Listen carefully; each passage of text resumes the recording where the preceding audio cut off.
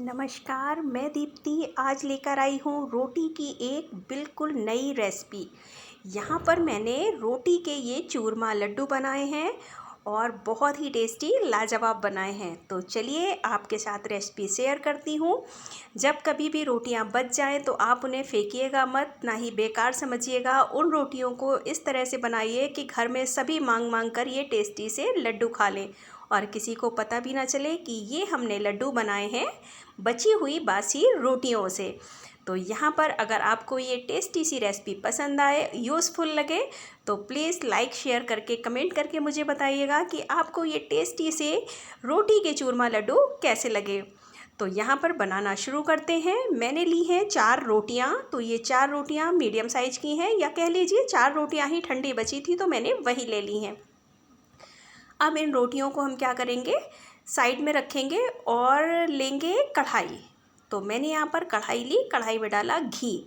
आप इसको घी में बनाएंगे तो ज़्यादा अच्छी बनेंगी। बनाने के लिए आप इसको रिफाइंड में या फिर वनस्पति घी में भी बना सकते हैं, पर अगर देसी घी होगा तो उसका टेस्ट अलग आता है। अब जब घी अच्छे से गर्म हो जाएगा तो इन रोटियों को डालकर हमें अच्छे से तल लेना है, जब तक ये बढ़िया सी लाल सी नहीं हो जाती या कुरकुरी करारी नहीं हो जाती हैं। तो इन रोटियों को हम बहुत अच्छे से इस तरह से मीडियम आंच पर तल लेंगे। और यकीन मानिए घी बिल्कुल भी नहीं होता है कि बहुत ज़्यादा घी है, और फिर चूरमा लड्डू में तो घी जाता ही है। तो इस तरह से इन रोटियों को हमें अच्छे से सेक कर निकाल लेना है। देखिए मैंने बहुत अच्छे से इसको कुरकुरा करारा सेक लिया है, और बहुत ज़्यादा घी भी सोख नहीं होता है कि बहुत ज़्यादा घी सोख हो। आप देख सकते हैं कढ़ाई में घी उतना ही है और हमारी चारों रोटियां अच्छे से फ्राई हो गई हैं। ये देखिए, तो अब हम क्या करेंगे, मैंने घी निकाल दिया। थोड़ा सा जो कढ़ाई में रह गया है उसमें डालकर हम बेसन को भून लेंगे। मैं इस चूरमा लड्डू में बेसन डाल रही हूँ। आप चाहें तो आप इसमें सूजी का भी इस्तेमाल कर सकते हैं। अगर आपको सूजी डालनी है तो आप वो ले लीजिए। तो यहाँ पर मैंने बेसन लिया है 1 छोटी कटोरी, और बेसन को मैं अच्छा सा धीमी आंच पर इस तरह से बढ़िया सा भून लूँगी जब तक ये सुनहरा नहीं हो जाता और इसमें बढ़िया सी खुशबू नहीं आने लगती। अब इन रोटियों को देखिए, ये बढ़िया सी हमारी कुरकुरी हो गई ना। तो इन रोटियों को हम छोटे छोटे टुकड़ों में कर लेंगे, और उसके बाद हम इन करारी कुरकुरी रोटियों का क्या करेंगे, इन रोटियों को हम करेंगे क्या, इन्हें हम मिक्सी के जार में डालकर पीसेंगे। और इस तरह से अगर आप पका लेते हैं तो ये एक बार में ही रोटी का जो चूरमा बनता है वो बहुत ही अच्छे से मतलब पिस जाता है मिक्सी में, जिस तरह का हमें चाहिए है उस तरह का।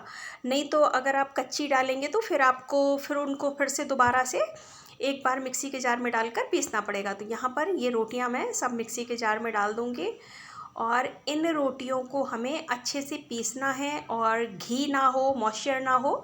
तो अब मैं ले रही हूँ चीनी। तो यहाँ पर मैंने 1 कप चीनी ली है। मीठा आप अपने स्वाद के अनुसार कर सकते हैं। 3 से 4 इलायची मैंने इसी समय पर डाल दी है, आप इलायची का पाउडर भी ले सकते हैं।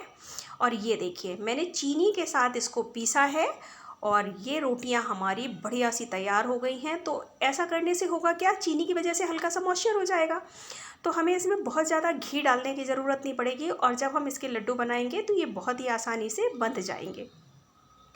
अब यहाँ पर इसको हम एक बड़ी सी थाली में या परात में निकाल लीजिए। जितना भी आपका चूरमा है निकाल लेंगे इस तरह से। तो मैंने यहाँ पर बड़ी सी थाली ली है ताकि मैं जब सारी चीज़ें मिक्स करूँ तो वो बहुत अच्छे से मिक्स हो जाएं। जब कभी भी रोटियाँ बच जाएं, बच्चे ना खाएं, तो आप उन्हें ये ज़रूर बनाकर खिलाइए, उन्हें बहुत अच्छी लगेंगी और बच्चे फटाफट से इसको खा भी लेंगे। अब मैं इसमें मिला रही हूँ बेसन। और एक बात मैं आपको बता दूं कि आप इन लड्डुओं को स्टोर करके भी रख सकते हो। 1 हफ्ते तक ही आराम से चल जाते हैं, बिल्कुल भी ख़राब नहीं होंगे, क्योंकि यहाँ पर हमने बेसन को भी भून कर मिलाया है और रोटियाँ भी अच्छे से तल कर मिलाई हैं।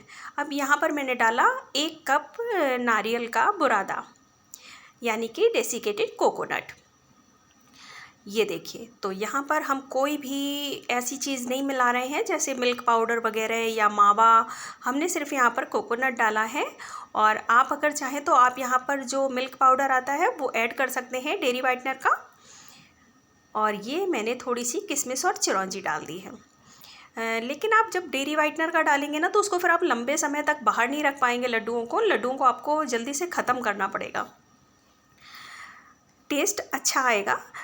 अब ये जो घी बचा था ना गरम, मैंने जिसमें रोटियां तली थी, उसी घी को हम यहाँ पर इस तरह से डाल देंगे, ताकि घी भी पका हुआ बढ़िया सा है और ये हल्का गुनगुना सा भी है। और इन रोटियों में डालकर बढ़िया सा हम इसको हाथ से इस तरह से मिक्स करेंगे, ताकि अच्छे से सारी चीज़ें मिक्स हो जाएं। और इस तरह से हाथ में आप बांध कर देखिए, अगर लड्डू बंध जाता है तो फिर आपको घी डालने की ज़रूरत नहीं है, और अगर लड्डू नहीं बंध रहा है तो आप थोड़ा सा घी यहाँ पर और ऐड कर सकते हैं। तो मैंने थोड़ा सा घी और डाला है, क्योंकि ये रोटी के लड्डू हैं, हेल्दी भी बहुत हैं, तो आप आराम से इन्हें खूब घी डालकर बना लीजिए और बच्चों को दे दीजिए।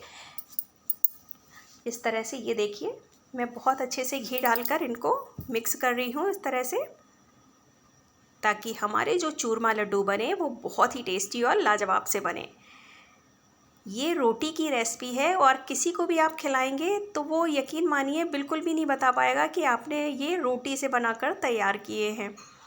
तो यहाँ पर इस तरह से मैं हाथ में लेकर इनको बांध रही हूँ, और आप दोनों हथेलियों के बीच में दबाकर इस तरह से जैसे लड्डू बनाते हैं उस तरह से बना लीजिए। बहुत ही आसानी से बन जाते हैं, ज़रा सी भी इसमें दिक्कत नहीं आती है।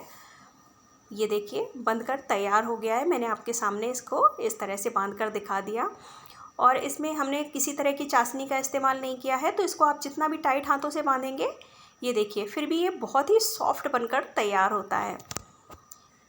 अब यहाँ पर फटाफट से मेरे सारे लड्डू तैयार हो गए हैं, तो इनकी हम कर लेंगे बढ़िया से प्लेटिंग। और अगर आपको ये टेस्टी से लड्डू पसंद आए तो प्लीज़ एक कमेंट करके मुझे ज़रूर बताइएगा कि आपने बनाए तो कैसे बने, और यकीन मानिए बनाकर देखिएगा बहुत अच्छे बनते हैं। तो अब यहाँ पर मैं इनकी बढ़िया से प्लेटिंग कर लूँगी। तो आप अगर इस तरह से इनको कर लेते हैं ना, जैसे मार्केट के ये लड्डू वाले जो आते हैं पन्नी वगैरह, इसमें रख दीजिए थोड़ा सा पिस्ता दाना, मैंने इसके ऊपर रखा है। पिस्ता दाना मुझे समझ में नहीं आती है ये दोनों चीज़ें, मैं कंफ्यूज हो जाती हूँ। महीन वाला शायद पुस्ता दाना होता है, इसको पिस्ता बोलते हैं। और मैंने इस तरह से चांदी के वर्क के साथ इसको डेकोरेट कर दिया है। तो आप एक बार ट्राई ज़रूर कीजिएगा, बहुत ही टेस्टी और यम्मी लगते हैं ये दानेदार रोटी के चूरमा लड्डू। तो यहाँ पर इसका मैं टेक्सचर आपको फिर से दिखा देती हूँ, क्योंकि रखे हुए अब काफ़ी टाइम हो गया है, फिर भी देखिए कितने बढ़िया से हैं इस तरह से।